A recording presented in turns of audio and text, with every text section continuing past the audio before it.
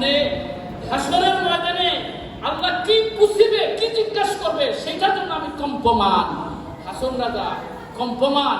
হাসরের মাঠে যখন পুছিবে তাহার রে, আমি না লইলাম নাজির নাম রে।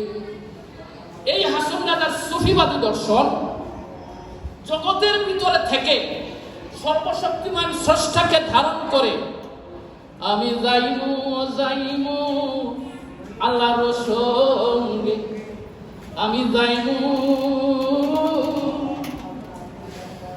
হাসনের রাজায় আল্লাহ বিনে কিছুই নাহি মাঙ্গে।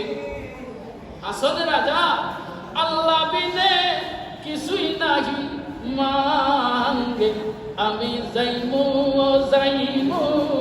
আল্লাহর সঙ্গে। হাসন রাজার একটা গান না, এগুলা মহান বাণী, যেগুলো আমাদের অন্তরে ধারণ করার বিষয়। আমরা হাসন রাজার লোক সাহিত্য সংস্কৃতি পরিষদের মাধ্যমে আমরা যারা সংযুক্ত হয়েছি, আমরা হাসন রাজার গানগুলোকে বোঝার চেষ্টা করতেছি, অন্তরে ধারণ করার চেষ্টা করতেছি। সেই বাণীগুলা নিয়ে আমাদের জীবনকে সংশোধিত করার চেষ্টা করতেছি।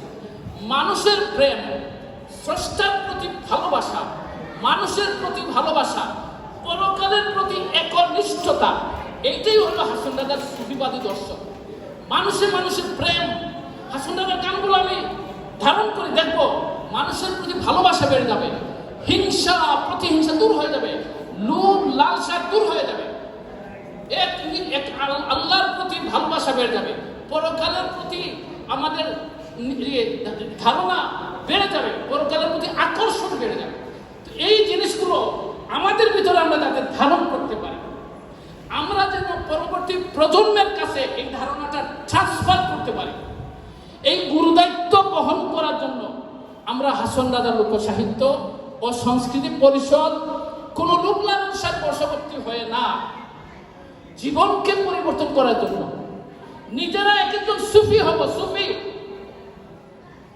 আমি দেখতে চাই যারা আজকে হাসন রাজা কেন্দ্রীয় জেলা সিলেট জেলা পরিষদের দায়িত্ব নিয়েছেন, হাসন রাজার গানগুলো স্টাডি করবেন, আদর্শ স্টাডি করবেন, নিজেদের জীবনে বাস্তবায়ন করবেন, এক একজন হাসন রাজার মতো এক একজন সুফি হবেন। আপনি একজন ডাক্তার, কিন্তু আপনি ভেতরে আপনি একজন সুফি হয়ে গেছেন। আপনি একজন ব্যবসায়ী, ভেতরে আপনি সুফি হয়ে গেছেন। যেমনটা হাসন রাজা জমিদার, কিন্তু ভেতরে উনি সুফি। আমি ব্যবসায়ী, কিন্তু ভেতরে সুফি হয়ে গেছি।